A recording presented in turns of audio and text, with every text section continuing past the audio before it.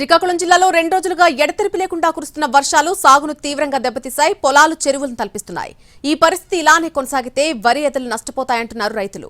మరింత సమాచారం మా ప్రతినిధి విఎస్ నాయుడు అందిస్తారు. బంగాళాఖాతంలో ఏర్పడినటువంటి వాయుగుండ ప్రభావం శ్రీకాకుళం జిల్లాలోని అనేక ప్రాంతాలపై కనిపిస్తుంది. పెద్ద ఎత్తున వర్షపాతం గత 2 రోజులుగా నమోదవుతున్నటువంటి నేపథ్యంలో పెద్ద ఎత్తున ఇప్పటివరకు కూడా ఏదైతే వర్షపాతం వరుణుడు కరుణ కోసం ఎదురు చూసినటువంటి రైతాంగానికి అతివృష్టి లేదా అనావృష్టి అనేటటువంటి మాదిరి పెద్ద ఎత్తున కురిసినటువంటి వర్షాలకు వేసినటువంటి వరి పంట ఎదలలోకి పెద్ద ఎత్తున వర్షపు నీరు వచ్చి చేరుతుంది.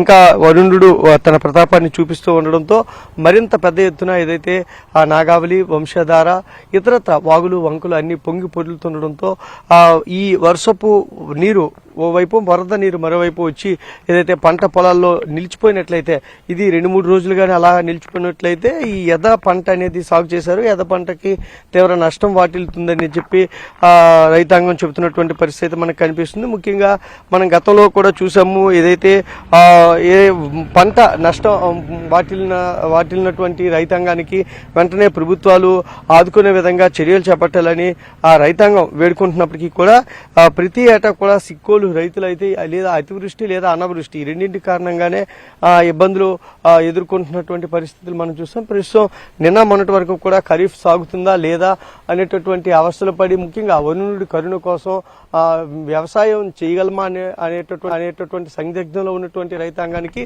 వరుసగా కురుస్తున్నటువంటి ఈ వర్షాల దాటికైతే ఓవైపు పంటలు దెబ్బతినేటటువంటి పరిస్థితి అయితే నెలకొంది. కెమెరా పర్సన్ సురేష్తో విఎస్ నాయుడు, ఎన్టీవీ, శ్రీకాకుళం.